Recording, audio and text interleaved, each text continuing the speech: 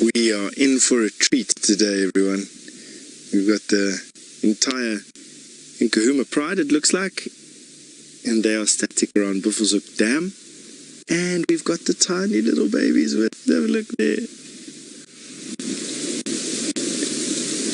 That is properly cool.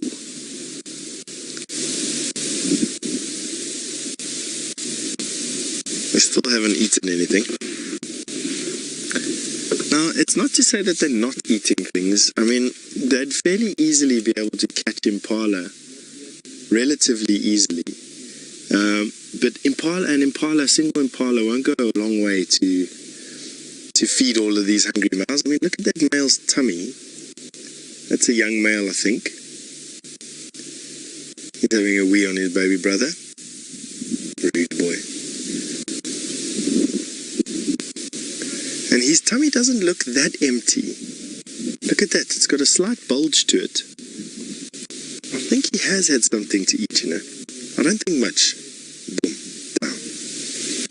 With mom in the background, it doesn't look like they've had much to eat.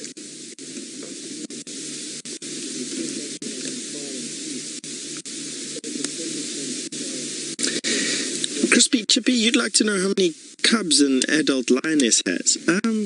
They can have anywhere from 1 to 6 cubs. The average is 2 to 4. With about a 70% mortality rate across the lion's entire African range. So in some areas, more cubs survive than others, and that's because environments are harsher in some areas than others. Excuse me. In this particular area, I think that the average mortality rate over the period of a couple of years is probably close to 70%. But on a year-to-year basis, I think is slightly lower than that. Now, what kills cubs? Generally speaking, starvation or disease will kill cubs. With adults picking their own survival over the survival of their cubs. And that's because lions can give birth relatively quickly after a catastrophe has befallen them. And obviously for the benefit of the species, this particular species, lions, will choose survival of the fittest over survival of their babies, which is unlike primates, who will almost always try and save their babies above all else. Oh, they are cute. Now, I definitely think they've eaten something. The key would be to go and have a look at this male's tummy. Nak, you'd like to know how long lion cubs suckle for? Well, Nak, they'd start to eat meat at about 8 weeks. They will still suckle, though, up until 9 months, and it's not uncommon for them to suckle up to 1.5 years. That's now male lion, obviously. And why I say the trick would be to see if they caught something, if his belly's full. He's hanging around with these, no, of course his belly is hidden completely by that stick. He's hanging around with these females to make sure that any female coming into estrus is looked after and is covered by him. In return for that, he steals all their food. So I know it doesn't sound like a very comfortable and healthy relationship. But with this male around and with him being dominant over these females, or actually him being dominant in this area, he's not dominant over the females. He provides a safety net, basically, for these cubs. If other males were allowed to enter into this environment, they would kill the cubs, hoping to bring the females into estrus and then covering them and siring their own offspring and their own genes into this area. With him being here and him being kept fat and happy and fit and strong, the females basically pay for a bodyguard of epic proportions. Let's have a look at that with his mouth hanging open. This is a lion we call Tino, means tooth, or the toothed one. And as you can see, you'd think it would be quite romantic, but the toothed one just refers to whatever the hell's going on with his lip there. It looks like he's been stung by a swarm of 1,000 bees. A male lion have one of the hardest lives out. They're born into a harsh environment. They live a hard life. They die hard eventually. don't know what's going on with his. Excuse me. I don't know what's going on with his lip. Definitely doesn't look comfortable.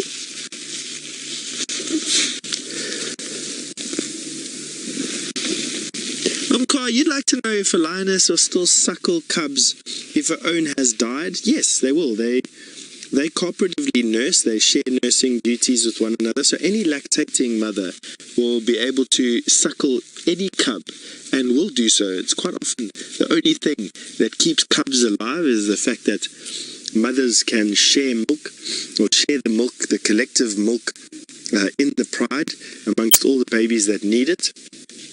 And these little youngsters now can use every little bit of nutrition that they can muster. They're now part of the pride's movements per night. And can you imagine in a season like this where pickings are rather slim this year, that they are needing to... Can you imagine those short little legs having to run through the grass like they have to keep up with mom and aunties? It will be a monumental task.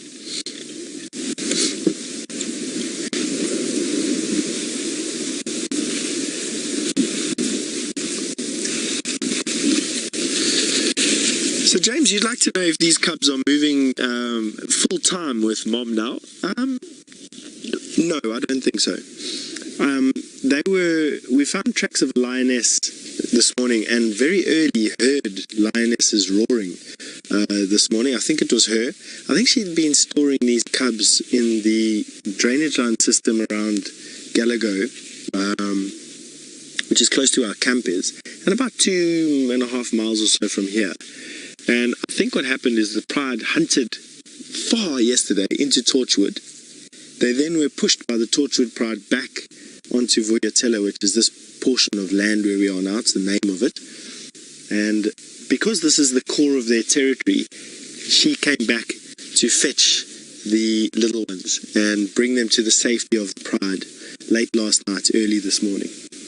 And it's just safer for these little ones here. And a 2-mile walk with these little babies is not too much of an effort now. So I think going forward, they're going to be spending more and more time with the adults and the rest of the pride. It's safer for them to do that. But to be honest with you, if the lions are going to need to move far, and I would imagine that in their current hunger state, they are going to need to move far, that they'd be left alone again. That's it. Let me just think about what I've just said. So in the dry season, lions tend to congregate around pans and dams. Them congregating around Buffelshoek Dam is a good idea. And you might find that they don't move from here and just start catching things that are coming down to drink. It's a very good lion tactic. In the dry season like this, animals need to drink and they come down to the pans to do so. And the hope is that they can ambush prey coming to do that. But there's so much water this year around here that I think the prey animals are very dispersed in this particular area. It's making picking slim for such a large pride.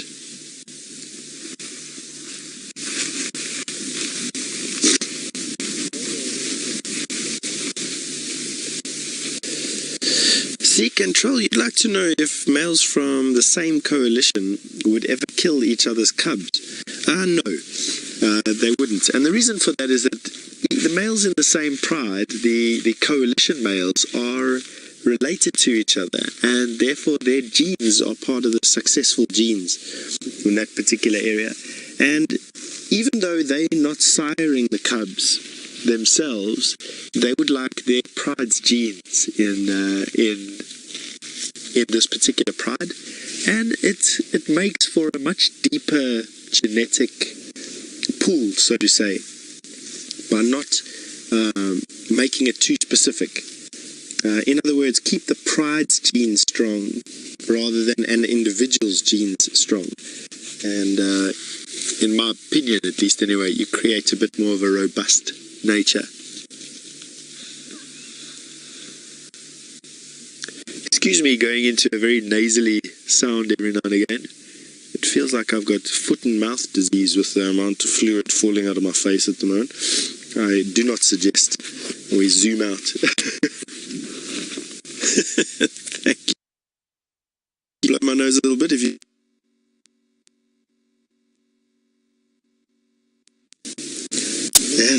Welcome back to these very hot and bothered lions. Now, a little bit earlier in the show, we were talking about how elephants are able to keep their core body temperature down by having evolved these really big ears, which allow for the elephant to flap its ears and to put all its blood through its ears and to cool its blood down in an animal with a very large body size. Now, that's the limiting factor, which limits very fast or very energetic movement in animals that are big, is the fact that your body temperature and your muscles build up such a lot of metabolic heat. It takes a long time to cool your body down, and that really restricts large-bodied mammals from moving around very quickly through the heat of the day. Elephant have evolved the ears, lion have not. Lion are at that pinnacle of the biggest that you can get, roughly, and still remain fairly active for long periods of the day. Any bigger, and lions' activity periods would be cut even shorter, and in my opinion would have a drastic effect on their ability to feed themselves. Lions are skating that ragged edge between being just too big and getting too hot in some environments and not being able to hunt the whole day, and being too small to really make use of the large-boned herbivores and their size and their bulk, which basically affords them a coat of armor. But this is the result of that, is the fact that for large portions of the day, these animals must stay inactive. Welcome back to these cute little cubs, and we've repositioned slightly, and they're starting to get a little bit more active, and the reason for that is there's a breeze that's starting to blow, and it's keeping everyone nice and cool, blowing away this heat build-up here. And just look at that pretty little cub. Could anything be cuter than a lion cub? I suppose your own child might be. Now, they'd already be eating meat. They would be tolerated around carcasses at the moment in sort of a casual acceptance of the fact that they're still babies and they can do what they want, and they don't really take that much, and they put up quite a fight. They growl and they scream around carcasses, and they'll get their mouthful or two. They won't be tolerated around males. He'll give them a swift discipline and a swat about the head, and they'll still be heavily reliant on mom's milk at the moment, and for the next couple of months at least anyway, they will be heavily reliant on mother's milk. I always found that cubs, once they're weaned at about 9 months, they get very scraggly. From 9 months to about 14 months, they end up being these little, like teenagers get, all knees and feet and ears and no body. And after that period, then they start to fill out a little bit and get their muscles and look much healthier.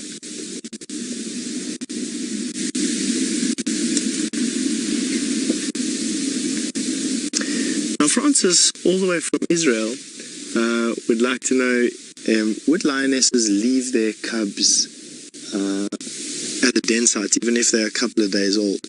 Yes, she would. Lions prioritize their own survival. Adult lions prioritize their own survival above all else. And milk is a very expensive, from a metabolic point of view, a very expensive substance to produce. And she will need to eat. Lions starve to death in about 2 weeks. They've got a very fast metabolism, and looking after a family of babies means that she's going to need to eat. And giving birth to altricial babies, meaning babies that are born blind and helpless like lions do, will require her to leave the cubs. They're not capable of following her for the first 8 weeks. They're born blind, virtually helpless. So she'll give birth. She, within a couple of hours to a couple of days, will have recovered enough to stand up and go and join her sisters for a meal, and will then come back and feed the babies at intervals. I once watched a lioness feed her babies just for 2 hours a day. Obviously, I didn't know what she was doing at night, but it didn't seem like she had gone back to the den site at night. She'd hunt with her sisters in the late afternoon, early evening, and then when you'd find them, they'd all be together in the morning on a carcass, and then she'd walk in the middle of the day to go and feed her babies. and then leave them in a rocky area. This lioness probably did very much the same, and spent her days walking between cubs and carcass, or cubs and sisters. Now those periods are shorter. She'll fetch her cubs to kills, and we see that quite often, where the pride will make a kill, the lioness will eat, she will gain just enough to give her energy for the next day, and then she'll up and go fetch her babies and then return with the babies to finish eating if there's anything left. This little one, they're chewing a stick just now. Very cute. The reason why they chew stuff is their teeth buds are itchy. When they have milk teeth, they'll lose those milk teeth and get their adult teeth, same as our children. And chew sticks to get rid of the itch. Now, Sandy, you'd like to know how many lions there are here. What's the head count? It's a good question. I haven't actually counted them yet. So the 3 babies. Oh, excuse me, Sylvie. So Sylvie, you want to know how many lions are here? So let's count from the back. There are 3 babies. Then on the left-hand side, another 3. That's 6. Then 3 again. That's 9, 10, 11, plus a male. And then there's another youngster that we saw lying in the shade on the other side of the babies. So that's 12, plus a 13th one on the far back end of the lion lying in the shade. So in other words, in the drainage line behind them. So we've got, that's including the male, we've got 14, 15 lions here at the moment. And as far as I know, there are 14 cubs and 5 adult lioness in this pride. All the lioness are here.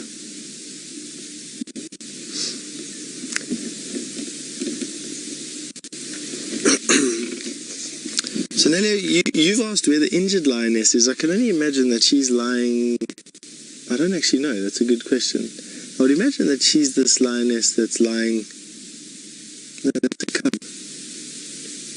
I don't know. She could be lying off the edge, behind these babies somewhere. I haven't seen her, which is a bit worrying, considering the distance that these lions have covered in the last 48 hours or so. But nonetheless, lions will appear at carcasses and kills. I once watched the lion. She had broken her hip, and she spent the better part of 3 months alone. She starved until her bones knitted to a point where it looked like her skin had just been sprayed onto a skeleton. And then one of her daughters came and joined her, right when we thought she was at her last legs. And the daughter used to kill stuff and then bring it back to feed her mom. And that lasted another month or so. And then what happened was this female, all of a sudden, arrived at a giraffe carcass that the pride had killed, limping on her one leg, which was obviously still incredibly painful. But she made it to the giraffe carcass, and after that she just got better and better and better. She always carried a limp. As long as I knew that lioness, she had a limp after that, but she kept up with the pride, and she was fed and looked after, and she you know, wouldn't say regained herself, but she joined the pride again as an active member of the pride, if not for hunting, socially. Let me send you over to Jamie, who has found some mongoose for you.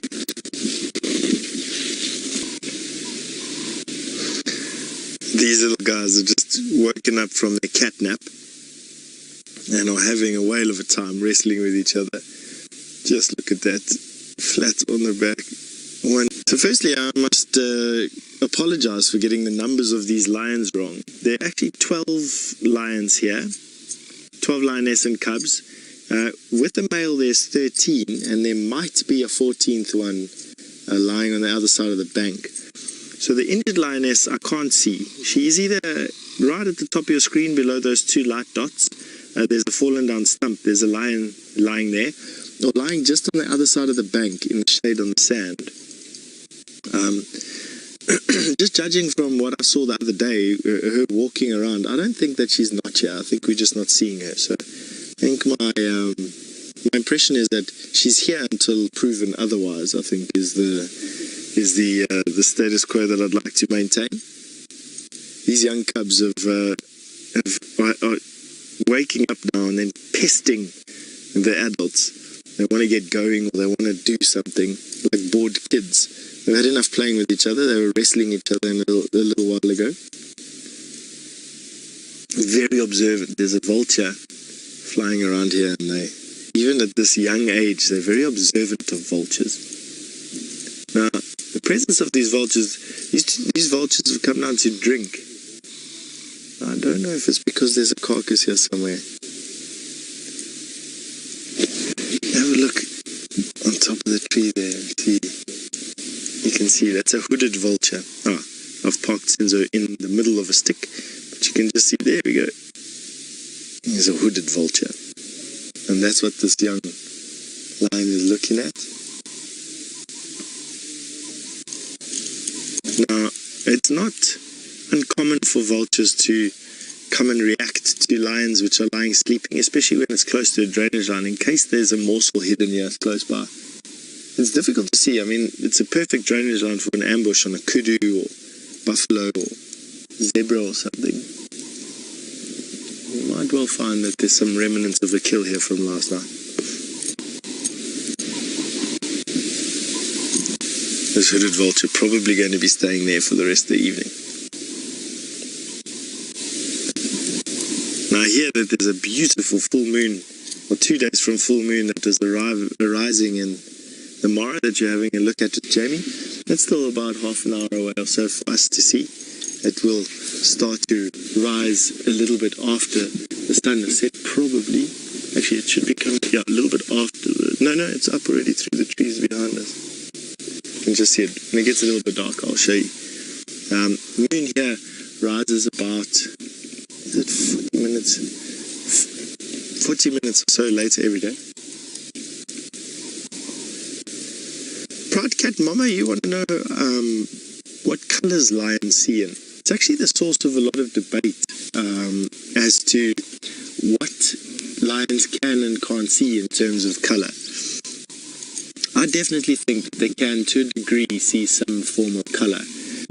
You've got 2 light receptors in the eye. You've got rods and cones. And in almost every animal there is rods and there's cones. In lions, they're just more rods, which are the light accepting organelle, not the light differentiating organelle. And so I think that they see in a high definition, very similar to sort of infrared light. If I were to draw my conclusion as to how lions see, it would be like infrared. When we put on our infrared lights, it would be like that. As to whether they see color, I definitely think that they'd be able to see color to a degree. I mean, and the reason why I say that is lions react almost instantaneously to a Maasai's red shuka. And if they didn't see color, they wouldn't be able to. What's the difference between a red shuka and a black shuka, or a red shuka and a green shuka? So I definitely think that they do see some color. I don't think they see the vibrancy or the color range that we see. But I do feel that they do see some. That's a nice question. The reason why they don't need to see color is that they eat meat predominantly. And they don't need to see color to judge the freshness of meat. We need color to judge the freshness of. And here we've got the sun going down and a beautiful afternoon with these cats. They're just in their last moments of death-like sleep, to be honest. But soon they are going to be disappearing and the male will start to wake up. He is awake. He's busy cleaning himself. What are you doing? He's got a thorn in his foot or something. Even with that sparse grass cover that he's got there, you can see how closely his skin color matches the grass around him. Imagine that in the dark. It'd be near invisible. Sun is going down now. Got a couple of seconds left of this big red ball in the sky.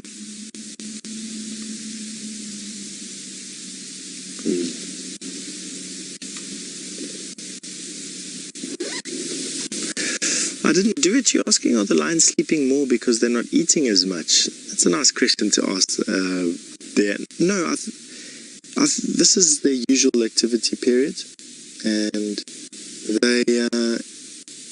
they really just, this is what they do.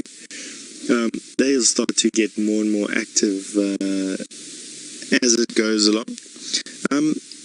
I've actually found that lions become even more active the hungrier they are.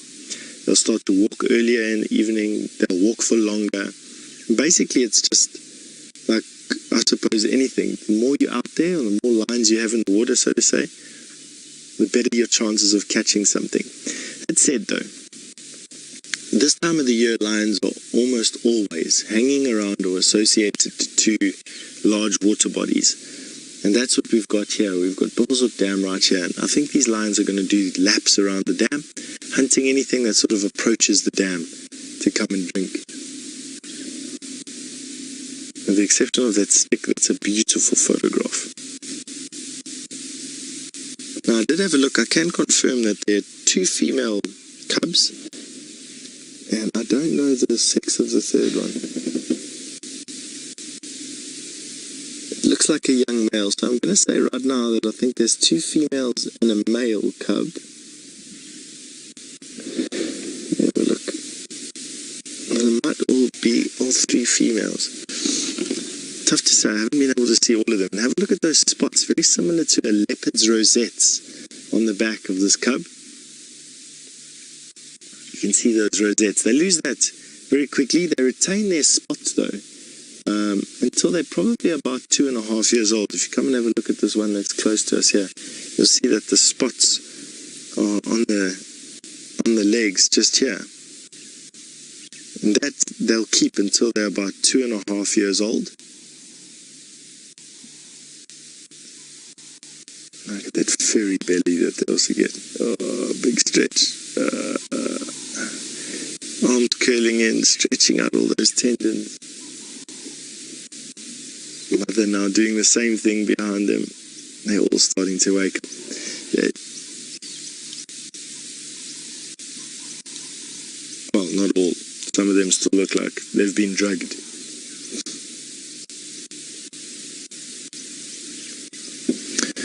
Drea, you'd like to know if the big male has interacted with the 3 new babies at all? He absolutely has, Drea. The fact that we haven't seen it yet is rare. He's been hanging around with them for quite some time.